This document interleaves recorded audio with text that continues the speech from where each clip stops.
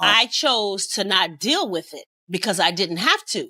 And you're not used to that. You didn't like that. But Chrissy, you have to, because that's how family actually gets. Listen to me. I don't have to. He has to. That's your son. No, he has to. You have to remember, once you and him get married, and really, as far as I'm concerned, y'all are married.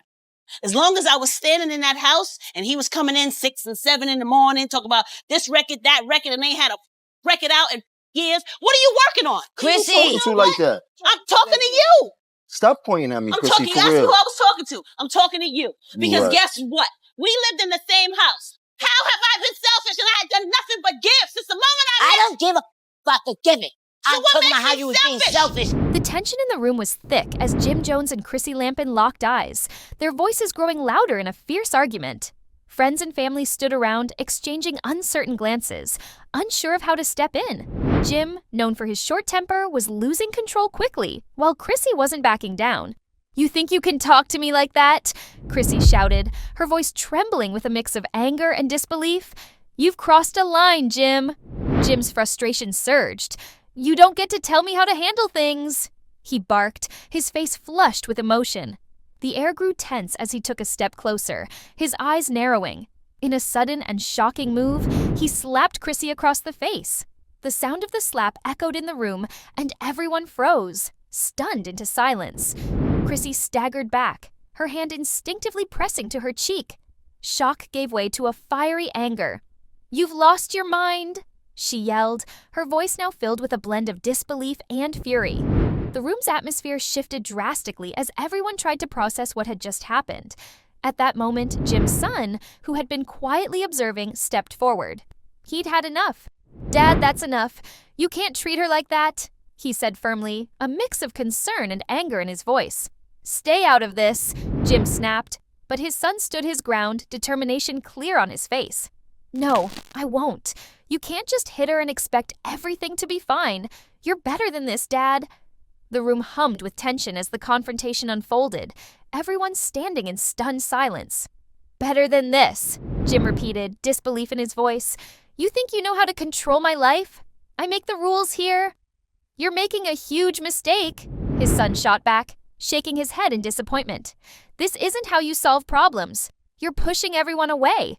Chrissy, still shaken from the slap, took a step forward. Her voice was steadier now. "You need to listen to him, Jim. This is toxic, and I won't tolerate it." Her tone was firm, bolstered by her son's support, and it cut through the thick tension like a knife. Jim's son pointed toward the door. "If you think this is okay, maybe it's time for you to leave. This isn't the man I look up to." His words hung heavily in the air, carrying deep meaning. Jim's face flushed a darker shade of red, a mix of embarrassment and anger bubbling up inside him. "You think you can throw me out of my own house?" he growled, but his son stood firm. "Yes, I can. If this is how you treat the people you love, then you're not welcome here. You need to get your act together."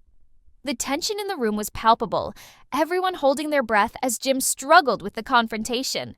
His son's words seemed to hit home, and for a brief moment, Jim faltered, torn between anger and a hint of realization. "Fine," Jim spat, his voice low and strained. "If that's how it's going to be, I'll leave." With that, he stormed out, the front door slamming behind him. As soon as Jim left, the atmosphere changed. Chrissy and his son exchanged a look, a sense of relief washing over them. "Are you okay?" his son asked, concern evident in his face as he turned to Chrissy. She nodded, though her emotions were still raw. "I will be. I just can't believe he crossed that line. It's not just about the slap. It's everything that led up to it." "Neither can I," his son replied, shaking his head. "We need to stand our ground.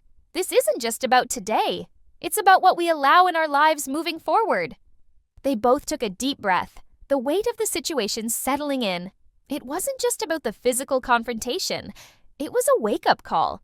Jim had been spiraling for a while, and both of them knew it. As they sat in the quiet room, the reality of the moment began to sink in. "I've always cared about him, but I can't let this continue," Chrissy said, her voice soft but firm. "I won't let him treat me or anyone else like this anymore." Her son nodded in agreement. "We need to address this as a family. If he's willing to change, maybe there's hope. But if not, We have to protect ourselves." The conversation hung in the air, a mix of hope and uncertainty. They both knew that confronting Jim about his behavior wouldn't be easy, but it was necessary. Hours passed, and the sun began to set, casting a warm glow over the room. "Do you think he'll come back?" Chrissy asked, a trace of worry in her voice. "I don't know," her son replied thoughtfully. "But if he does, we have to be ready. We can't just ignore this. It's time for an honest conversation." As the night unfolded, the bond between Chrissy and her son grew stronger. Together, they had faced the tide of toxicity and, in doing so, created a safe space for one another. The road ahead would be difficult, but they were prepared to walk it together, united in their commitment to foster a healthier environment. When Jim returned, it would be under a new understanding. The door for change had been opened, and Chrissy and her son were ready to walk through it, side by side, in a sleek, modern studio filled with the soft hum of anticipation. Jim Jones sits across from the camera, his emotions clearly visible on his face. He leans forward, ready to reveal a shocking chapter of his life. "Let me get straight to the point," he begins, his voice steady but filled with intensity. "For years, I thought I had it all figured out. Love, success, a future with Chrissy. But recently, I discovered something that shattered everything I believed in. My wife, Chrissy Lampkin, stole my $7 million. He pauses, allowing the weight of his words to settle in. His eyes lock on the camera, challenging anyone to question his truth. "You hear me? $7 million. That's no small amount. I built my career from scratch, hustling every day to make a name for myself. And to find out that the person I trusted most had been plotting against me. That's a betrayal I never saw coming." Jim leans back, shaking his head in disbelief. "It started with small things, strange transactions, money missing from accounts. I thought maybe it was just mismanagement or bad investments. But then I decided to dig deeper. I had to know what was going on, and what I found was like something out of a movie." His expression hardens, a mixture of anger and pain in his eyes. "I discovered hidden accounts, transactions leading to places I never agreed to. Chrissy had been moving my money around like it was her own personal piggy bank. The shock of it hit me like a ton of bricks. I mean, we built our lives together. I thought we were a team." Jim leans forward again, the intensity rising in his voice. "When I confronted her, it was like I was talking to a stranger. The denial, the excuses, it was surreal. Here was someone I considered my partner, my ride or die, and she was looking me in the eye, acting like it was all in my head. But I had the proof. I had the documents, the bank statements. It was all right there." He takes a deep breath, the pain still raw. "What hurts the most is that I would have given her the world. I wanted to build a future with her. And instead, she chose to betray that trust. Love is supposed to be about honesty and loyalty, but in that moment, I felt like a fool for believing in her." Frustration boils over as Jim runs a hand through his hair. "I'm not one to air out dirty laundry, but this isn't just about money. It's about respect. It's about the foundation of what we were supposed to have. I've learned the hard way that sometimes the people closest to you can hurt you the most." His gaze softens, reflecting on what lies ahead. "I'm picking up the pieces now, focusing on my music and my brand. It's going to take time, but I refuse to let this define me. I've come too far to let one betrayal hold me back. So, I'm taking my power back, one step at a time."